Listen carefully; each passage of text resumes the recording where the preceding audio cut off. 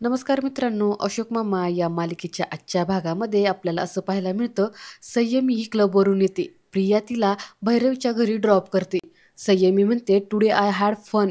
मला आज फार मज्जा आली. मी आज खूप एन्जॉय केलं. मी आत्तापर्यंत घरात बसून ना खूप बोर झाले होते. माझ्या वयाचं असं कुणीच नव्हतं. सिबलिंग्स आहेत मला, पण माझा काही त्यांच्याशी फार कॉन्टॅक्ट नाही आहे. प्रिया म्हणते, का गं, मरियांश आहे की, तो असतोच की तुझ्यासोबत. संयमी म्हणते की he is a different kind of friend. Priya म्हणते, ओ डिफरंट काइंड ऑफ फ्रेंड, असं म्हणून ती तिला चिडवते. संयमी म्हणते, बरं चल मी जाते आता, बाय. असं म्हणत संयमी तिथून जायला लागते, तर प्रिया परत एकदा तिला आवाज देत थांबवते आणि म्हणते की ऐक ना, तुझा माझ्याकडे नंबर आहे, मी माझ्या ग्रुपमध्ये तुझा नंबर ॲड करू का? संयमी म्हणते, हो चालेल. गाडीमधला एक मित्र देखील संयमीला बाय करतो.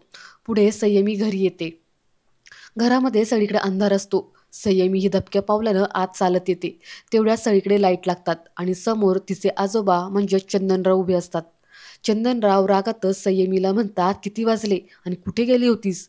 संयमी म्हणते, मी मी क्लबला गेले होते पार्टी करायला. चंदनराव म्हणतात की आणि तुझ्यासोबत ती पोरं कोण होती ग? संयमी म्हणते की आजोबा, तुम्ही मला खिडकीतून पाहिलं का? अहो, माझी न्यू फ्रेंड आहे ना प्रिया, तिचेच ते मित्र होते. चंदनराव म्हणतात की म्हणजे तुझे फारसे ओळखीचे दिसत नाहीत ते, आणि एवढ्या अनोळखी पोरांसोबत तू बाहेर गेली होतीस एवढ्या रात्रीची? कोणाला विचारून गेली होतीस ग? तर तेवढ्या तिथे भैरवी येते आणि ती म्हणते, मला विचारून गेली होती बाबा ती. चंदनराव म्हणतात, तुला माहित होतं भैरवी की हिला एवढा उशीर होणार आहे? भैरवी म्हणते की हो बाबा, मला माहीत होतं.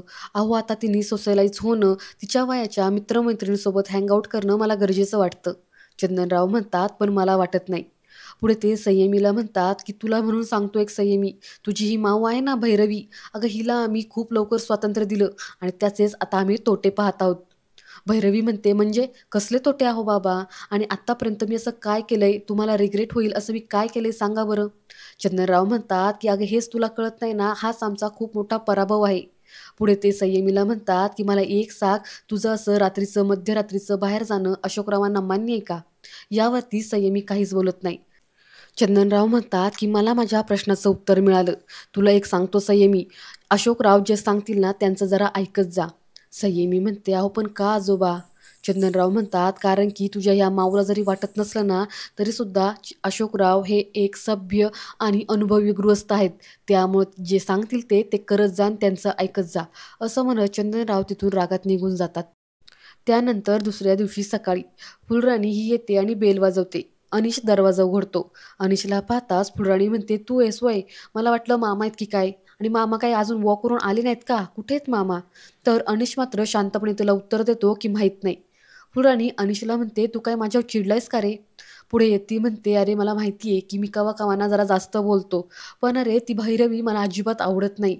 पाहिलं का आता तिचं वय काय आणि मामांचं वय काय, आणि कशी बोलते ती मामांसोबत. कोणी का असे ना, पण ती ना मला अजिबात आवडत नाही. ह्या घरामध्ये ती आली ना काहीतरी पणवती करूनच जाते. आता काल आली होती तर माझे ना पैसेच गेले पाकिटातले. अनिश म्हणतो की अच्छा, म्हणजे तुला काय म्हणायचं की तिने तुझे पैसे चोरले? फुलराणी म्हणते, मी असं कुठे म्हटलं? अनिश म्हणतो, म्हणजे तुला नक्की काय म्हणायचंय मग? अगं तुला काय वाटतं, भैरवी काय अशी तशी मुलगी आहे का? तेवढ्या तिकडून भैरवी आणि संयमी येतात आणि दोघीजणी दरवाजातून त्यांचं बोलणं ऐकतात.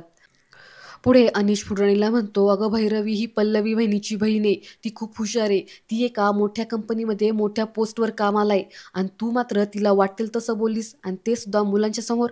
एक लक्षात ठेव, मुलांच्या मनामध्ये तिच्याबद्दलचं मत हे वाईट बनवू नकोस. फुलराणी हात जोडते आणि म्हणते की सॉरी, चुकलं माझं, परत नाही असं करणार. असं म्हणत फुलराणी तिथून जाते. पुढे तो पाहतो की भैरवी आणि संयमी दोघीजणी आल्यात. अनिश म्हणतो, अगं भैरवी तू कधी आलीस? भैरवी मात्र चेहरा लगेच पाडते आणि ती म्हणते की आत्ताच आले, संयमीला सोडायला आले होते. अनिश म्हणतो की ये ना तू आतमध्ये. संयमी तिच्या खोलीत जाते. अनिश पुढे तिला म्हणतो की आपण दोघी कॉफी घेऊयात, ये आतमध्ये. भैरवी म्हणते, नाही नको, मला बरीच काम आहेत. असं म्हणत ती लगेच तिथून निघून जाते. तर इकडे अशोक मामा आणि ईश्वर काका बसलेले असतात. अशोक मामा पेपर घेतात आणि म्हणतात, चला आजचं भविष्य काय आहे असं म्हणून ते वाचतात. त्याच्यात लिहिलेलं असतं की आज तुम्हाला धनलाभ होईल. यावरती अशोक मामा हसतात आणि म्हणतात, मला कसला धनलाभ होतोय? ईश्वर काका म्हणतात, अरे ते तुझं आहे का, तुझी कुंभ रास आहे ना ती बघ. अशोक मामा म्हणतात, हो की मी विसरलोच होतो. असं म्हणत पुढे ते कुंभ राशीचं वाचतात. त्यात लिहिलेलं असतं की अनपेक्षित खर्च होतील. यावरती अशोक मामा हसतात आणि म्हणतात, ह्यावरती मात्र माझा विश्वास आहे. नाहीतरी मी आयुष्यामध्ये कधी लॉटरीचं तिकीट काढलं नाही आणि मला कसला धनलाभ होतोय. असं म्हणत ते हसतात. ईश्वर काका म्हणतात की त्यामध्ये लिहिले का बघ, तब्येतीला जपा, तब्येतीची काळजी घ्या, असं काय आहे का बघ. तर अशोक मामा म्हणतात की काय त्यांना काय डोंबलं कळते का भविष्यवाल्यांना तब्येतीचं. पण डॉक्टर म्हणतात की तुमची तब्येत ठीक नाहीये, पण मला काही तसं वाटत नाही. ईश्वर काका म्हणतात आता तू हे मला सांग. अशोक मामा म्हणतात तुला माहिती का रे, हे असलं काही होणार असेल ना तर आपलं शरीर आपल्याला एक सिग्नल देतं.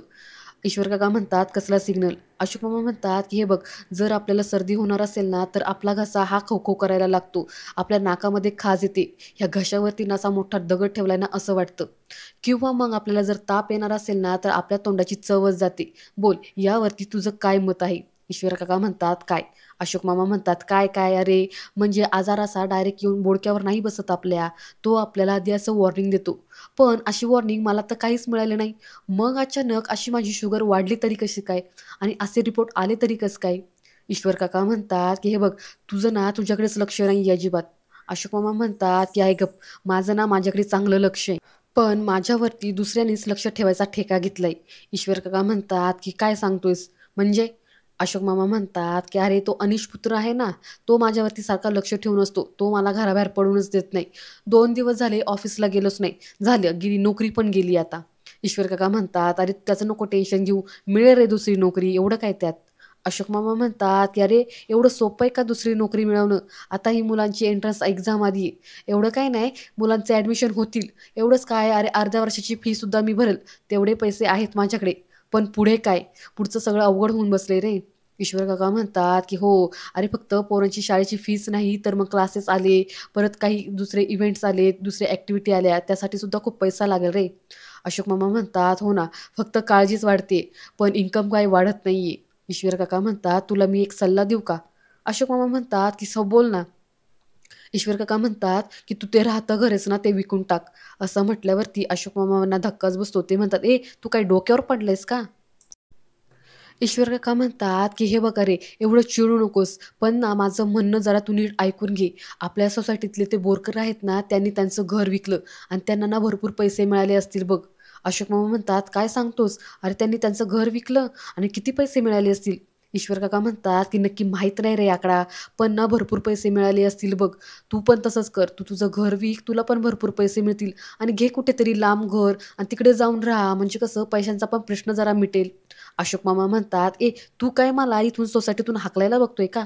ईश्वर काका म्हणतात अरे तसं नाही, पण मी तुझ्या काळजीपोटीच हे सगळं बोलतोय रे. आता बघ त्या बोरकरांना एवढा पैसा मिळालेला असेल ना, आता ते निवांत असतील. अशोक मामा म्हणतात पण सांग ना नक्की मिळाले तर किती असतील. ईश्वर काका म्हणतात नक्की माहीत नाही, चल आपण जाऊन विचारूया त्या देसाईंना. असं म्हणत हे दोघं जण देसाईंना विचारण्यासाठी जातात. तर इकडे दारावरची बेल वाजल्यावरती फुलराणी दरवाजा उघडते.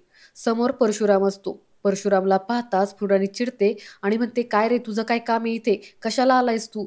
परशुराम म्हणतो अगं इथं मी मामांच्या पाया पडायला आलोय.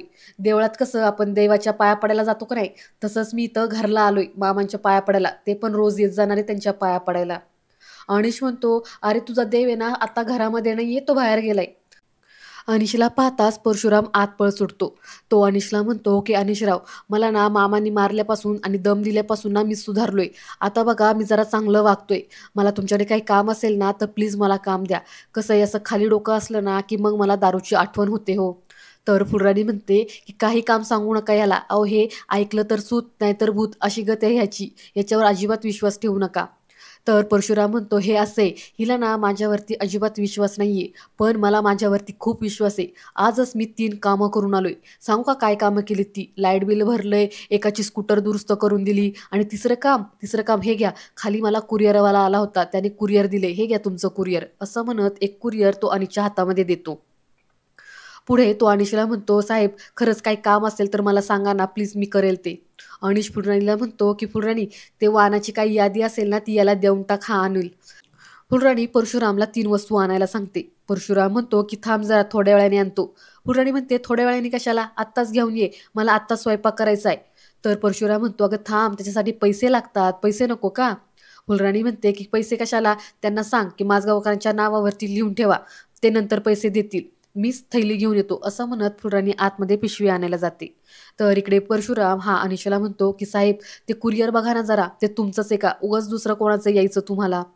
अनिश म्हणतो अरे याच्यावरती आमचंच नाव लिहिलेलं आहे, दुसरं कोणाचं कसं असेल, आमचंच आहे हे. परशुराम म्हणतो, नाही पण तरी उघडून बघा ना. तेवढे तिथे फुलराणी येते आणि ती परशुरामला पिशवी देते. त्यानंतर परशुराम तिथून जातो. पुढे अनिश ते कुरिअर उघडतो आणि वाचतो, तर त्याला खूप मोठा धक्का बसतो. मित्रांनो, इथं यांनी काय वाचलंय किंवा त्या एन्व्हलपमध्ये काय आहे ना, ते आपल्याला इथं त्यांनी सांगितलं नाहीये. पण ते वाचून मात्र अनिशला जाम टेन्शन येतं. त्यानंतर इकडे देसाईंना विचारण्यासाठी अशोक मामा आणि ईश्वर काका आलेले असतात. ईश्वर काका बसतात आणि म्हणतात, एक सांगा देसाई, अहो ते बोरकर आहेत ना, त्यांनी त्यांचा फ्लॅट विकला. त्यांना साधारण किती पैसे मिळाले हो? तर देसाई सांगतात की त्यांना 1.5 कोटी मिळाले. आता 1.5 कोटी ऐकताच अशोक मामा मोठ्याने ओरडतात, काय 1.5 कोटी? ईश्वर काका म्हणतात की बघ, विचार कर, एवढ्या पैशांमध्ये मुलांची शिक्षणं आरामात होतील. तोरणे म्हणतात, ओ आणि मग पुढे काय?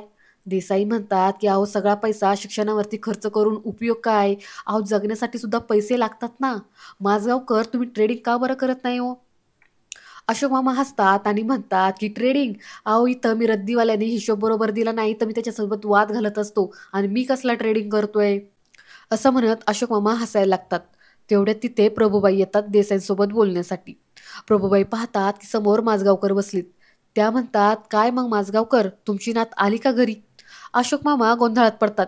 ते म्हणतात की का आली की घरी?